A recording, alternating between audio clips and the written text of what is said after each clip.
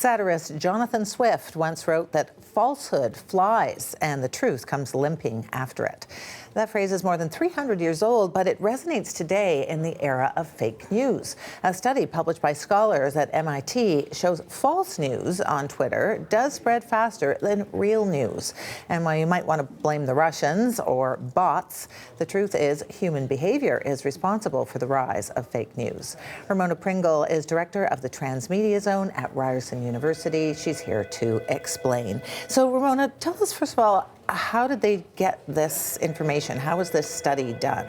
Well, what's different from this study and studies that we've seen before is there's been a lot of studies of fake news, because it's something that's been sort of following us around and certainly plaguing different political elections. Absolutely. But in the past, it's always been when there's been a specific rumor or a specific hoax, or around the time of the Trump campaign. What this is, how this is different is that they have studied Twitter for the last decade. And so they've looked at trends from all sorts of hoaxes, all sorts of stories. And that's really the fundamental difference of this and any study that's come before, is that it's just so much more comprehensive. Mm-hmm.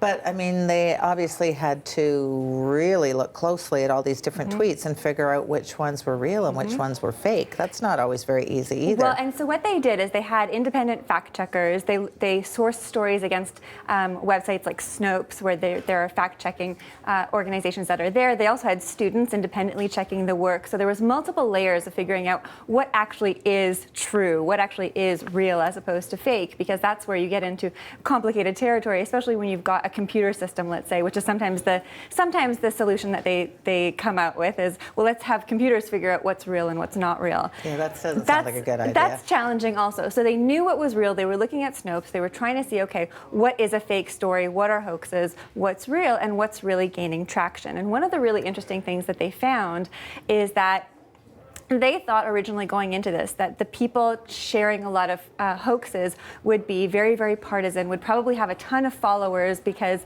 they were sharing, basically telling people what they wanted to hear. And they found that the truth, it actually was the opposite, in fact, that people who have a lot of followers, who have been Twitter users for a very long time, do share good information. Nonetheless, and this is what was disheartening to them, nonetheless, fake news spread faster. So even though the people who have the most followers, who have those sort of check marks of as verified users, even though they tend not to be sharing, by and large, fake news, the fake news still spreads. And it's because it's what people want to hear. It's that much easier for people to be sharing that kind of content. Yeah, I mean, I have to tell you, when I first heard this, I was a little bit dubious about these findings, in part because there's another old saying, truth is stranger than fiction, right? And so why would fake news be any more compelling or make people share it more often or more widely than what's true?